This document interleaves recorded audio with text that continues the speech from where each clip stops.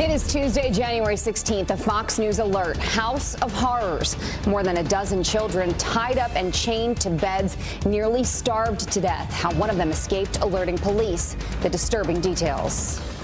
Coming out swinging, President Trump slamming Senator Dickey Durbin for misrepresenting his comments during that DACA meeting from last week. With all of this tension, can a resolution be reached by Friday's shutdown deadline? We are live in Washington with that. And jumping for their lives, brand new images of that deadly boat fire. Passengers trying to survive as a casino boat is consumed by flames. Why that captain is now being hailed a hero. Fox and Friends First continues right now.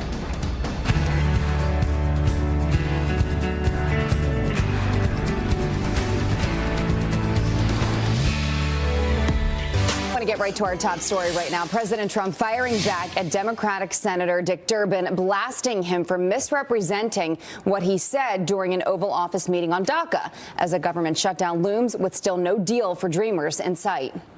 Griff Jenkins joins us now live from Washington with the very latest on this continuing saga. Hey, Griff. Rob and Julian, good morning. What a difference a week makes. Remember watching President Trump negotiating in real time with the Democrats for nearly an hour last week? Now the president says Democrats don't even want to make a deal, as Senator Dick Durbin and the president are caught in a war of words over what the president did or did not say in that Oval Office meeting. And now we have a new nickname. The president tweeting, Senator Dickey Durbin totally misrepresented what was said at the DACA meeting. Deals can't get made when there is no trust. Durbin blew DACA and is hurting our military. But Durbin, responsible for revealing the S-hole controversy in the first place, is vigorously defending his allegations. I know what happened. I stand behind every word that I said in terms of that meeting. I'm focused on one thing, not that meeting, but on making sure that those who are being protected by DACA and eligible for the DREAM Act have a future in America. I'm focused on that full time. And if there is any hope left that the bipartisan DACA deal is possible, Rep. Martha McSally says Democrats need to get over the idea of a clean deal without the president's priorities. There's no such thing as doing a clean DREAM Act. The Democrats need to get over it. It's not happening. We in our bill have come up with the president's priorities, the American people's priorities, and that should be a starting place for these negotiations. Meanwhile, a growing list of Democrats led by Maxine Waters, you see them there, have announced they will boycott the president's State of the Union speech 2 weeks from tonight. Now, here's the deal. Bottom line, if there's no deal by Friday night and the Democrats refuse to support a funding bill as a result, we could be headed for a government showdown. The House GOP could try and pass something alone, but in the Senate, that's just not possible. They'll need 9 Democrats. So it's going to be an interesting week. 4 days left, guys.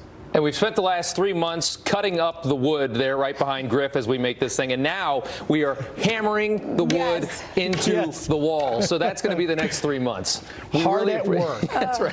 We appreciate our viewers' patience with this ongoing construction project as we rebuild all of Washington, D.C. Right on cue. There it was. Thank you so much, Griff. So once the clock strikes midnight on Friday, the battle to secure the border will likely turn into a battle over who's to blame for a government shutdown. That is, unless lawmakers strike a deal on immigration.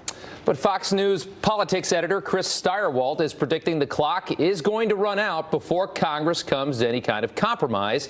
But he says it just might be the pressure that lawmakers need to get a deal done. A government shutdown is like a war.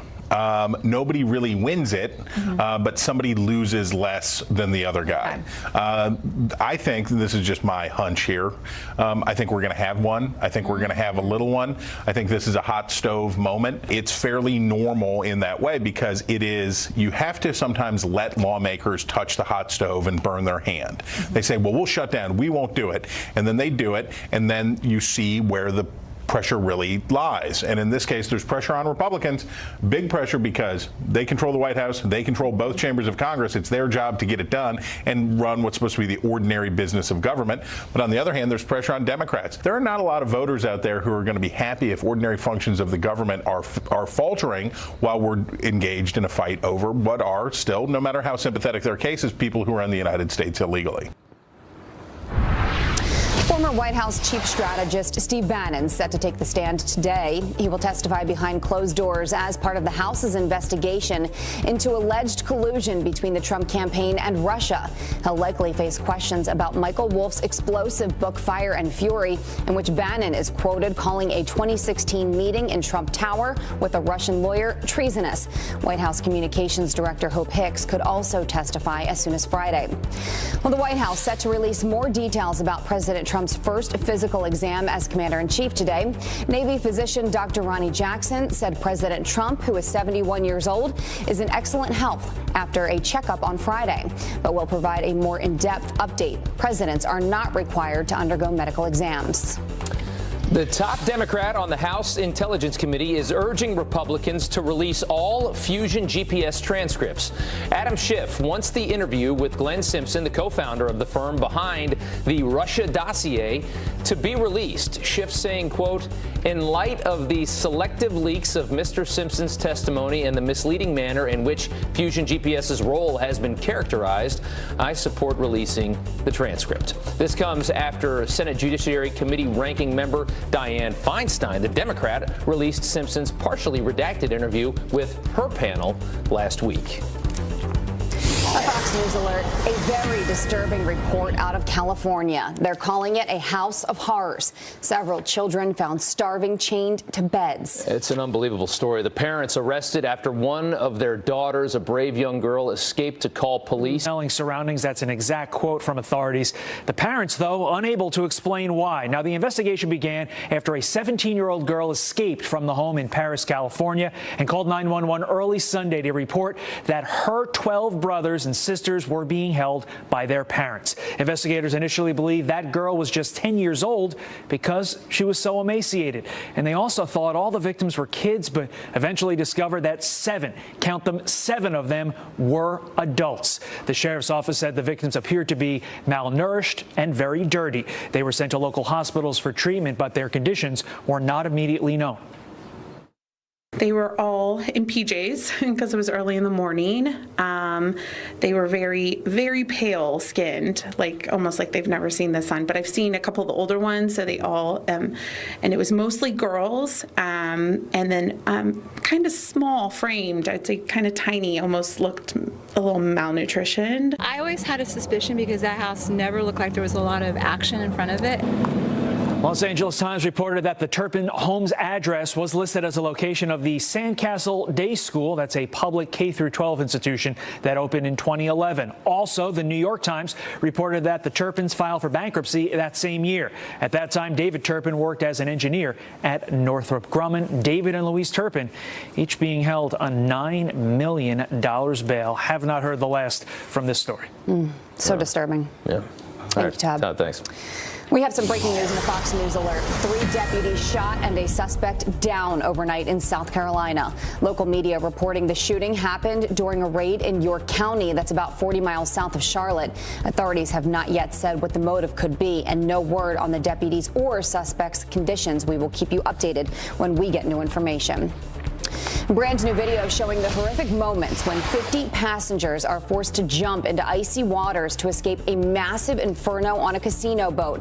Officials say at least one woman has died, succumbing to her injuries hours after the emergency off the coast of Florida. 14 other people were hurt. The captain of the Santa Cruz casino boat now being held a hero for bringing the boat as close to shore as possible. A burned out hull is all that remains, with an American flag continuing to fly. The cause of the fire is unknown, but the company says the boat had no prior issues. Well, North Korea still has not reacted to that false missile alert that came out of Hawaii over the weekend. That is according to U.S. Defense Chief General Jim Mattis. This comes after an emergency management employee claimed that he pressed the wrong button by mistake, which triggered an absolute panic in the state of Hawaii. General Mattis also expressing confidence that authorities in Hawaii will fix this warning system and put new procedures in place. Let's hope so. The lead singer of the Irish rock group The Cranberries has died. Do you have to let it linger? Do you have to? Do you have to? Do you have to let it linger? An incredible voice. Dolores O'Riordan suddenly passed away in a London hotel. right before a recording session. Her publicist says her family is, quote, devastated by this shocking news. No word on the cause of O'Riordan's death, but she did have a long history with depression. She was only 46 years old. So young. Yeah. It is 11 minutes after the hour. Another lawmaker added to the list of Democrats boycotting President Trump's State of the Union. Is this really the best way to serve the American people? Former Trump campaign spokesperson Katrina Pearson weighs in next. And a disturbing discovery, the X-ray revealing a scalpel left inside a veteran after surgery. Build up our military bigger and better and stronger than ever before. President Trump making it a priority to fight for America's heroes. The results they can see in their wallets thanks to our commander-in-chief. That's still to come. I know what happened. I stand behind every word that I said in terms of that meeting. Democratic Senate Minority Whip Dick Durbin defending his allegations against President Trump on immigration. But the president now hitting back, saying the Illinois senator misrepresented what he said. So where do Republicans and Democrats go from here on making a deal? Here to weigh in is the spokesperson for America First Policies, Katrina Pearson. Thank you for joining us this morning, Katrina. Good morning. Great to be here. He said, she said. Where is this going to get us in the long term? Well, I think this is actually designed not to get us anywhere, particularly on the topic of DACA. Senator Durbin is someone who was rebuked in 2013 by Obama's White House by, quote, inventing quotes, unquote. So this is not surprising for him to do this. He went into a meeting. He didn't get what he wanted to get. He didn't hear what he wanted to hear. And typical Democrats, they're really not interested in compromise. They want all or nothing. So Senator Durbin calls on his good amnesty friend, Lindsey Graham, who also didn't back him up, probably because Lindsey Graham called Mexico a hellhole on video. Well, Katrina, I mean, I have to ask, if that's not what was said, obviously the president knows what he says, and you guys are in contact with him. What did the president say? Well, obviously the president has denied it. He said that several times. He said it on Twitter. I don't even understand what the confusion is. Senator Durbin said what did he actually say? Well, he was talking about certain conditions and how bad that they are. But this is what's interesting, why we're focusing on this particular word. Senator Durbin went on another network saying he's never heard such language from a president. I suggest we check the tapes. We can go back to Nixon. We can go to JFK. And if you want really racist remarks in the White House, let's go to LBJ. This is absolutely ridiculous. It's just a distraction from all of the amazing things that this president is accomplishing. Yeah, I mean, I guess, and we kind of touched on this yesterday, Rob. Katrina, I want to get your take. I guess a lot of people right now are wondering what we're missing in this conversation, because I think most people would agree that word in particular is not exactly racist.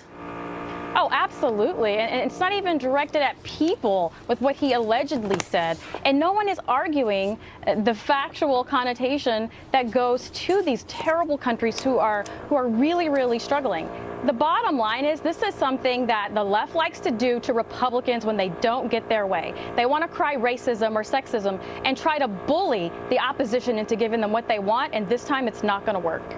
All right, well, here's a list of the senators that are going to boycott the State of the Union. Here we go right here. John Lewis, Democrat, Georgia, Pramila Jayapala, Frederica Wilson, Earl Blumenauer, and Maxine Waters. A lot of these people have hated the president since he got elected anyways, and even before that. But I want to ask you, I mean, you know, the he said and she said as we've gone through, I mean, until I see a tape or hear a tape of what happened, it doesn't even really matter anymore. The idea here is merit-based immigration, right? That's what we're trying to get done in the White House right now. That's what the administration wants. What exactly are the standards that the president would like to see for people that are coming into this country?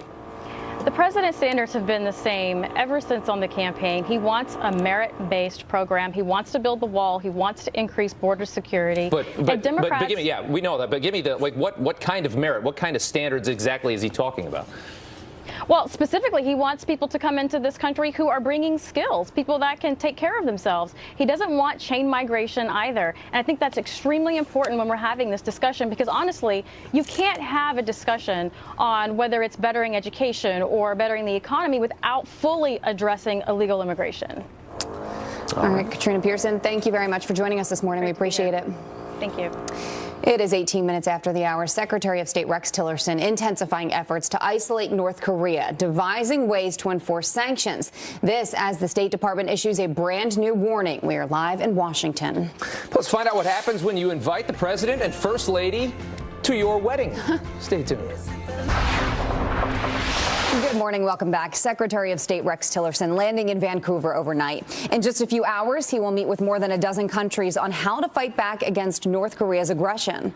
And for anybody thinking of visiting North Korea, the State Department has a very ominous warning for you. Kelly Wright is live in Washington with the very latest on that. Hey, Kelly. Yeah, I have to apologize, guys. We're having the same problem that Griff had over in Studio One. But let's get right to the point. Secretary of State Rex Tillerson is serving as co-host of the Vancouver Summit. Now, the 20 nations involved in this are seeking strategy on how to enforce sanctions and further isolate North Korea. Two countries that are absent from this summit are Russia and China. In a statement, Canadian Prime Minister Justin Trudeau explained why, stating this: "This is an opportunity to gather together a group of nations that are historically linked through the Korean War. That will be another piece we certainly hope and feel in the path towards resolving the conflict."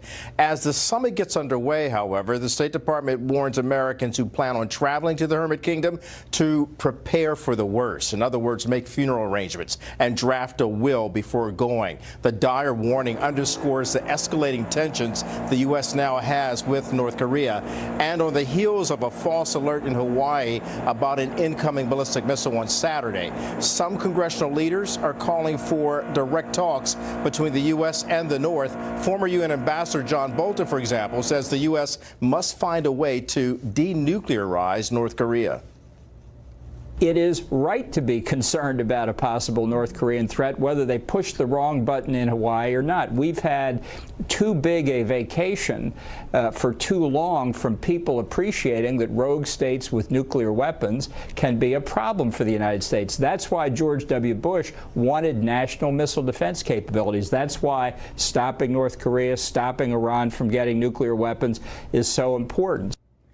Important indeed. Ambassador Bolton, in fact, adds the nations must seek a peaceful solution but keep a military option.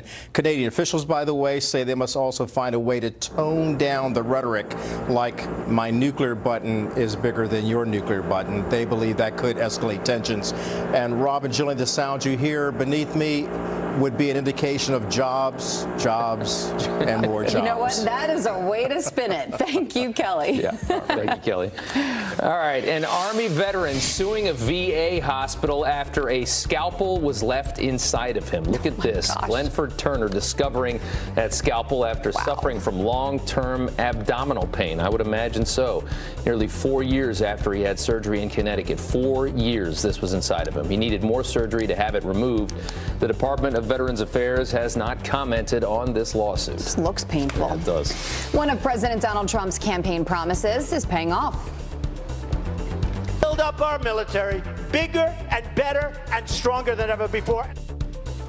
Uniformed service members will see their paychecks go up by 2.4% starting this week. This is the result of an executive order signed last month. It's the largest increase since 2010.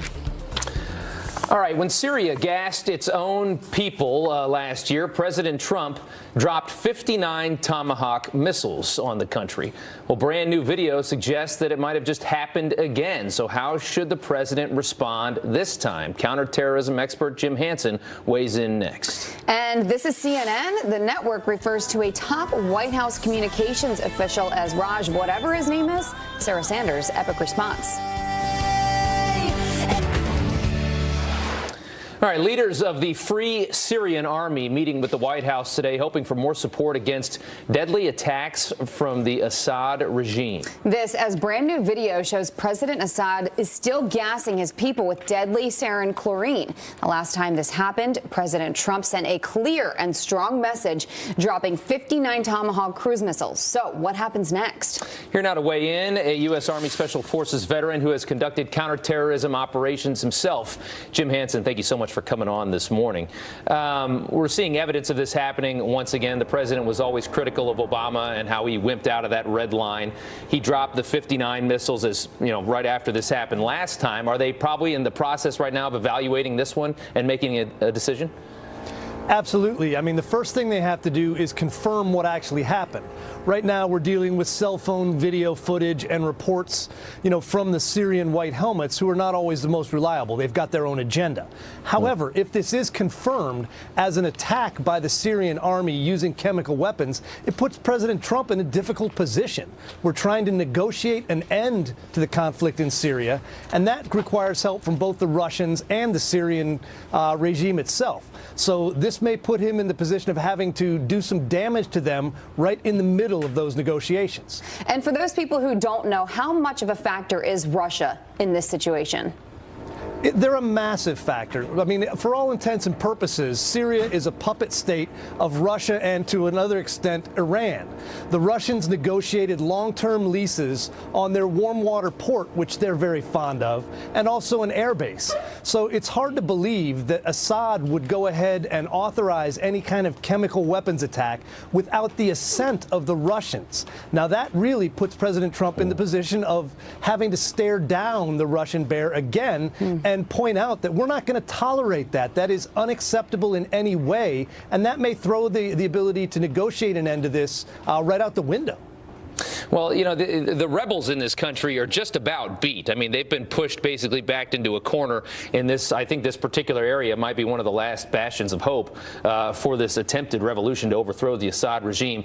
Are you worried also about, it seems like this is just about over as a conflict, but are you worried about a greater scale of, with all the tension in the world right now, some kind of an alliance forming between Syria, Iran, North Korea, maybe Russia? I mean, this is kind of the bubblings of what would make a world war in a much worse situation, right?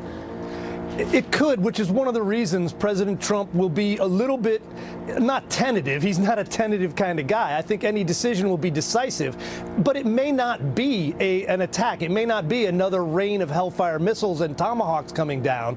This may be something that happens behind the scenes to ensure that it doesn't, raise up to another level and create a broader conflict. But the idea that the Russians, the Iranians, and Assad still in power are an axis in the Middle East causing trouble is not something that President Trump's going to tolerate. So there will be a response. The question is, will it be public and will it cause smoking rubble, or will this be something he negotiates behind the scenes? Right. And do you think retaliation is the answer yet again?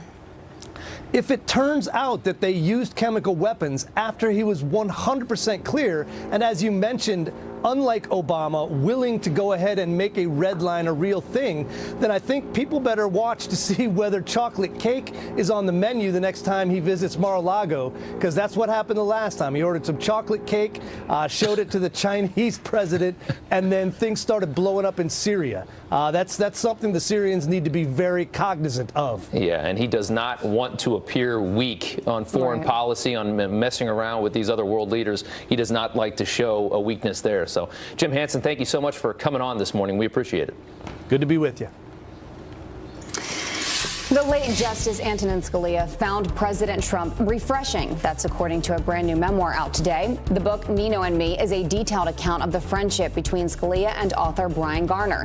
Justice Scalia opening up, speaking about President Trump in the early days on the campaign trail, calling him unfiltered and something more genuine than a candidate whose every utterance is airbrushed. All right, starting in less than an hour, personal cell phones will no longer be allowed in the West Wing of the White House. Phones not issued or authorized by the White House will be banned Monday through Friday from 6 until 8 p.m., the working hours. Reporters can only bring their phones into the West Wing for work or with an escort. The ban announced last week, it's an attempt to prevent all these leaks of classified information that have been pouring from this administration. Well, how about this? A wonderful surprise from the White House coming in the mail for one newly married couple. Yeah, Brianna and Timothy Dargert getting this congratulatory letter from President Trump and First Lady Melania sent to their Chicago home after they decided to mail their wedding invitation to the Oval Office on a whim. The letter saying in part, quote, "We join your family and friends in celebrating this joyous occasion and your love and commitment to one another." Very cool. They also got a toaster. That I'm joking about, in case you couldn't tell. Turning to extreme weather, massive mountains of thick ice piling more than 30 feet in Ohio. Look at that. This rare sight on the shores of Lake Erie, just one of the many areas dealing with frozen rivers and flooding. Now the threat of more ice and snow as another winter storm works its way up the East Coast.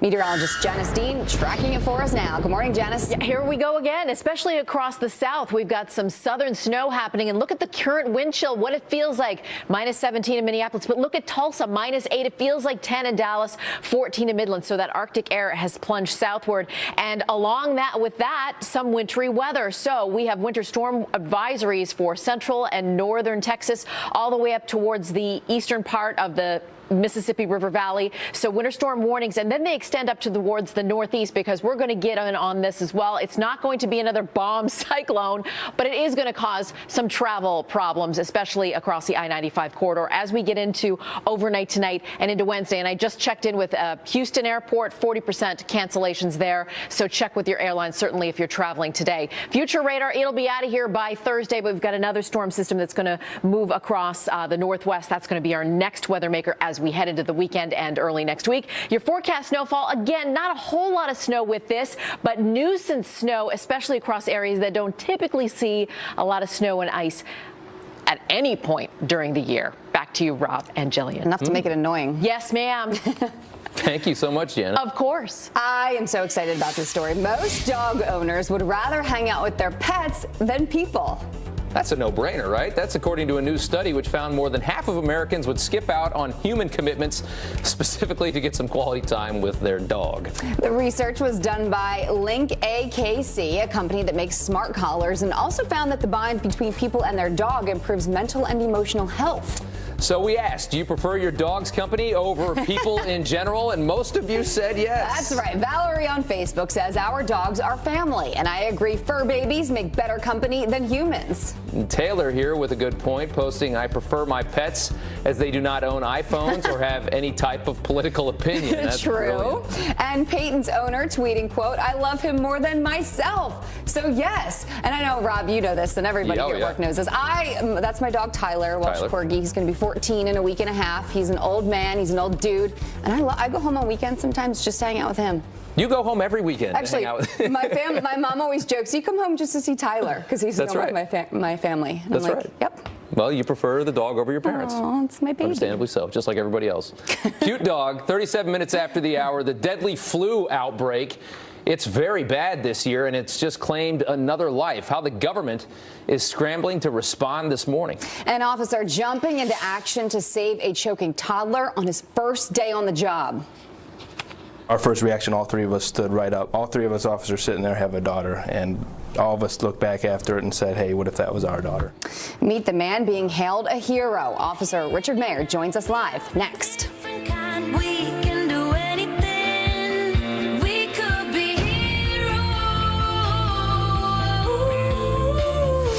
Now overtaking the risk of nuclear war.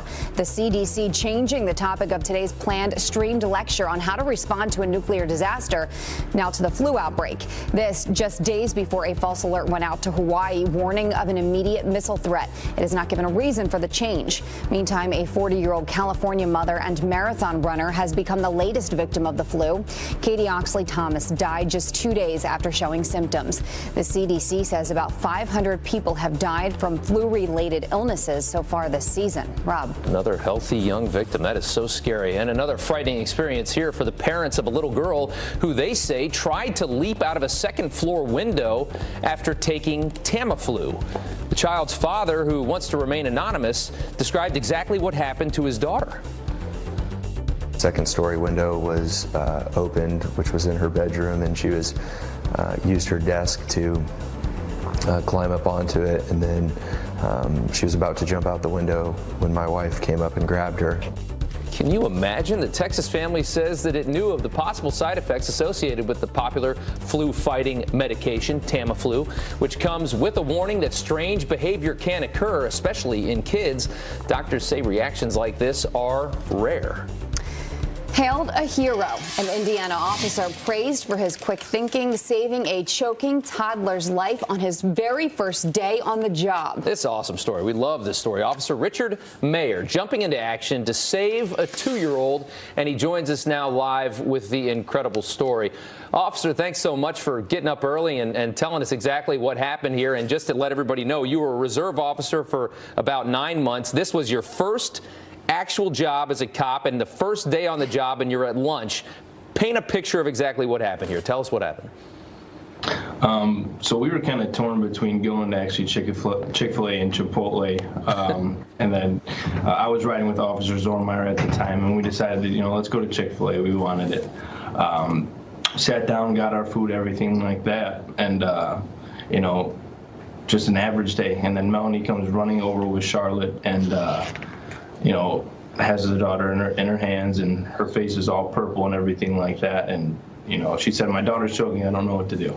So, all three of us immediately stood up, like I said, and, just went into action. I grabbed her. Officer Ramos helped me flip her over, and we got the food dislodged with 3 backslaps, and that was it. That's all it took. A lot of people have been trained on the Heimlich maneuver. A lot of people know how to do these things, but when you're put in that actual situation, tell me what's going on in your mind.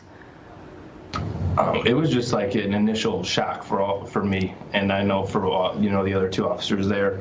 What went through my head was just an immediate reaction. It kind of just took over.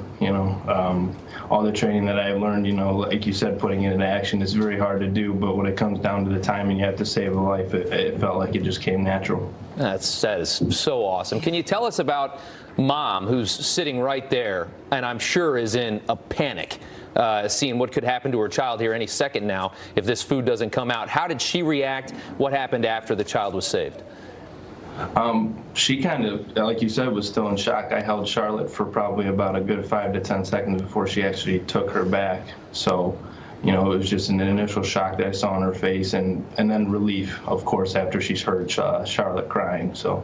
Did she say anything? Was there, what kind of, did you guys have to hug it out? What happens at that moment? You saved her kid's life. Absolutely. No, it was just really a bunch of shock between all of us. All 3 of us sat back down. I returned her daughter to her. A whole bunch of thank yous and everything like that. We actually had Officer Zornmeyer go back to her, being that he was a friend of hers from neighbors, and he made sure that she was okay and everything like that. So. Why did you want to become a police officer? Kind of like the service. I was in the Marine Corps for 4 years, just following that path. And, growing up, my Uncle Mark was a Chicago police officer, and I always looked up to him. And, that's the main reason there, is just because service. I love to serve, and that's it. That's incredible. Well, it took you about 4 hours to become a hero and to save a life as a police officer. I think you might have just set a record, sir, and we appreciate your work. We here at Fox News love our police officers, and you're up there in, I believe, the Chicago area, right? You're in the region? It's Lake County in Hobart, Indiana. Okay. All right. Well, thank you so much, sir. We appreciate your time. Thanks for coming on.